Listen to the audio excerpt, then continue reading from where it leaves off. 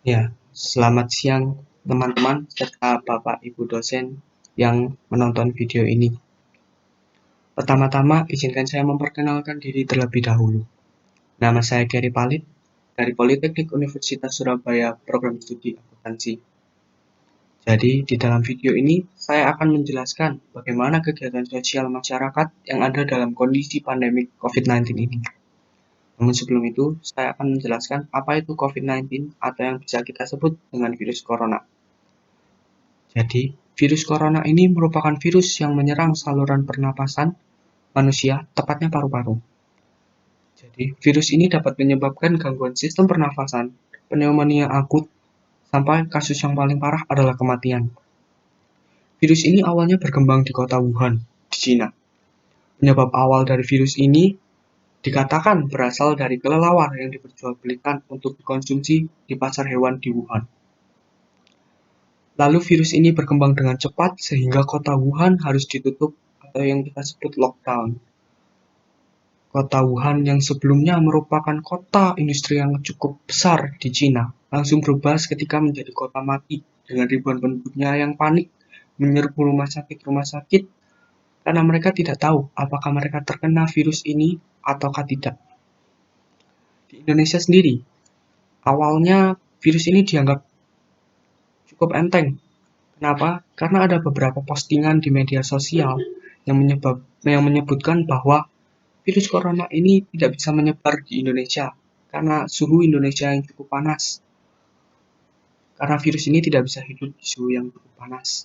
Ada juga yang menyebutkan bahwa orang Indonesia sendiri merupakan orang yang lebih kuat dari serangan bakteri. Namun, nyatanya tanggal 2 Maret 2020, dua warga negara Indonesia yang bertempat tinggal di Depok positif terdampak corona. Berita ini dengan cepat menyebar ke seluruh Pulau Jawa, bahkan ke seluruh Indonesia. Warga mulai melakukan panic buying. Apa itu panic buying? Jadi warga mulai menyerbu, membeli berbagai macam sembako seperti beras, mie instan, juga menyerbu masker, hand sanitizer, bahkan APD yang sebenarnya mereka tidak seberapa memerlukannya.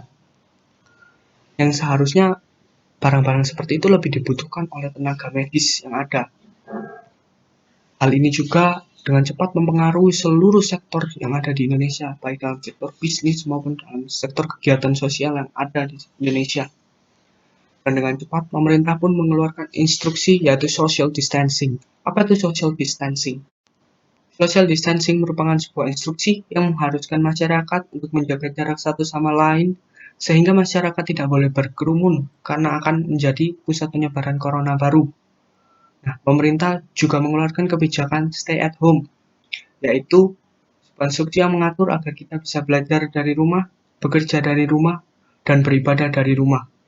Jadi, hampir semua kegiatan yang kita lakukan dilakukan secara daring dari rumah. Namun, sepertinya kebijakan ini juga belum efektif untuk menanggulangi penyebaran corona di Indonesia ini. Bahkan, saat saya membuat video ini, sudah ada lebih dari 3.800 orang yang positif terjangkit virus corona ini.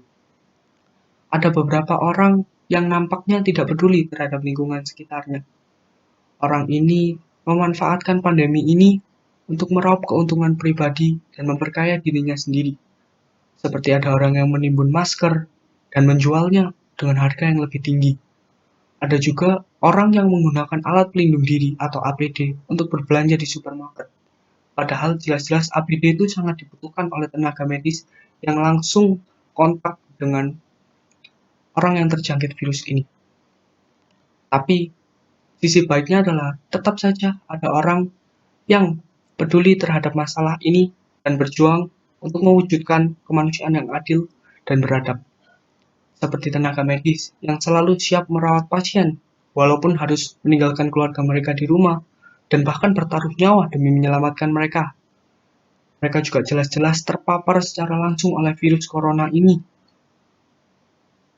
Bahkan sampai ada tenaga medis yang jatuh sakit.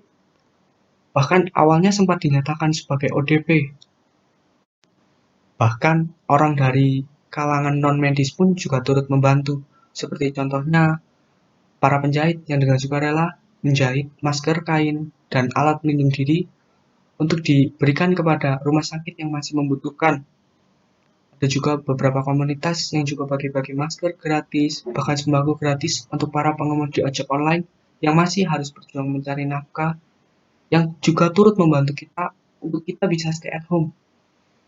Bahkan, pemerintah juga mulai melakukan berbagai langkah demi mewujudkan keadilan di tengah pandemi seperti ini, seperti menggratiskan listrik selama 3 bulan bagi warga yang tidak mampu, penangguhan cicilan, relaksasi pajak, hingga bantuan tunai langsung.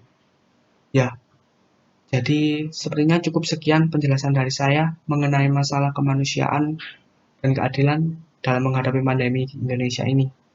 Marilah kita senantiasa berdoa menurut kepercayaan kita masing-masing agar pandemi ini cepat berlalu dan semua bisa kembali normal.